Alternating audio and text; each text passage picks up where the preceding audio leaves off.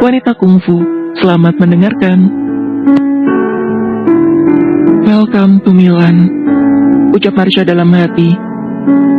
Ponsel Marsha menerima panggilan dari Hanli. Apa sudah sampai? Tanya Hanli. Iya, baru saja tiba, ucap Marsha seraya menarik koper bawaannya. Mengapa kau menolak untuk kujemput? Tanya Hanli lagi. Ada hal yang ingin kulakukan dulu di sini, jawab Marsha. Aku akan menghubungimu lagi nanti, jawab Marsha lagi. Baik, kau berhati-hatilah, ucap Hanli. Marsha masih ingin menghabiskan waktu untuk dirinya sendiri. Marsha merasa seluruh tubuhnya kaku-kaku menempuh perjalanan selama 14 jam. Marsha pergi ke toilet dan mencuci wajahnya agar terasa lebih segar.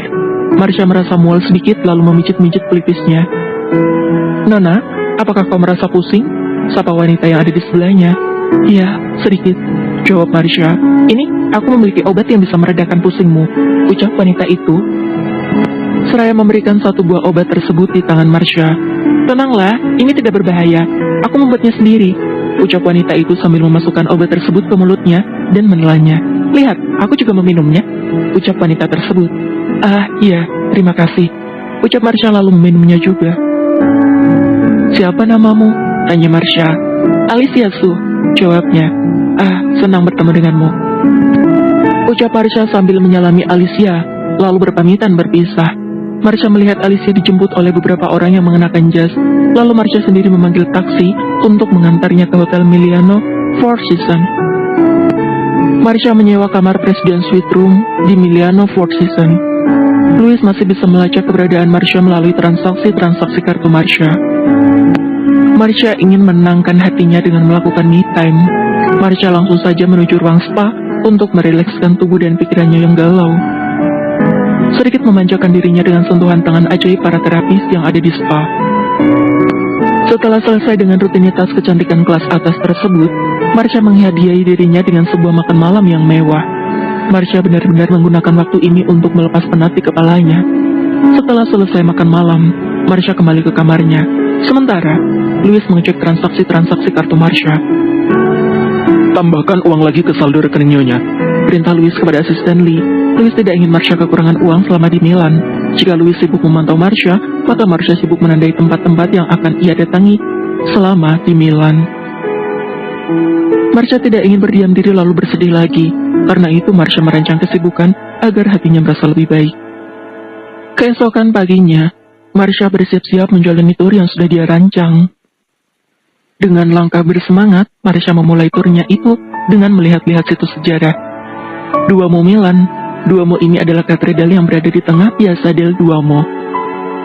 Tempat yang satu ini memang sudah tidak asing bagi pecinta wisata, karena katedral ini menjadi salah satu spot foto terfavorit saat berada di Milan. Bangunan tua yang tinggi ini memberikan seni yang terlihat sangat sempurna. Jadi Marsha pun tidak melewatkan kesempatan ini untuk berselfie di depan Duomo Milan. Setelah itu, Marsha pergi mengunjungi Milano Navigli. Ini adalah tempat yang santai untuk menikmati secangkir kopi dan roti. Milano Navigli ini berada di tengah kota Milan. Di sini banyak sekali kafe, restoran, dan penjual souvenir. Di kawasan Milano Navigli ini juga biasanya ada pertunjukan naik perahu. Makanya tak heran tempat ini selalu ramai dengan turis, selain bisa menikmati pemandangan tengah kota yang indah. Marsha menikmati secangkir kopi dan roti di sana, seraya memperhatikan lalu lalang orang-orang yang bersibuk dengan urusan mereka. Pandangan Marsha terkunci oleh satu pasangan yang tengah menggendong bayinya. Marsha menahan air matanya, lalu mengambil tasnya dan pergi meninggalkan Duomo Milan. Marsha berjalan-jalan lalu menikmati kota Milan. Tubuh Marsha ditabrak oleh seorang pria yang mengambil paksa tas Marsha. Marsha mengejarnya sekuat tenaga. Tasku, kembalikan tasmu, pekik Marsha. Tiba-tiba, pria itu tersungkur. Pria tersebut berdiri kesal, namun malah sebuah tendangan mendarat di wajahnya, dan dia pun tersungkur kembali. Ini pasti tasmu, tanya wanita penyelamat itu.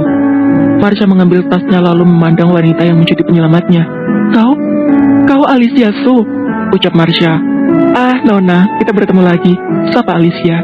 Ah ya, nampaknya kita memang sudah berjodoh bisa bertemu kembali, ucap Marsha. Nona, terima kasih atas bantuannya, ucap Marsha.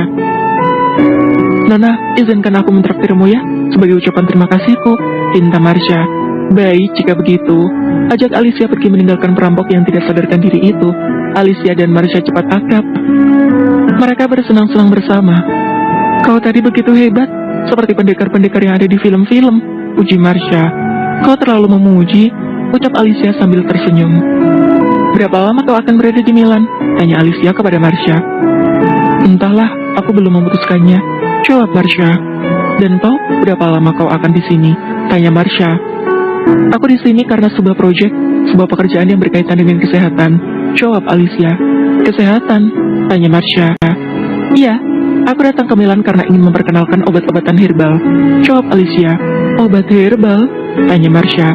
Iya, obat herbal yang bisa membantu memulihkan kesehatan kita, jawab Alicia lagi. Apa kau seorang tabib?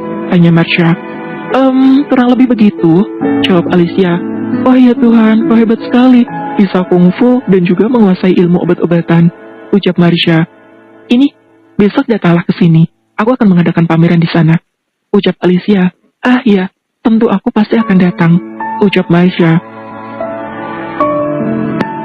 Setelah berpisah dengan Alicia, Marsha menghubungi Hanli untuk mengajaknya pergi menemani ke pameran Alicia Su.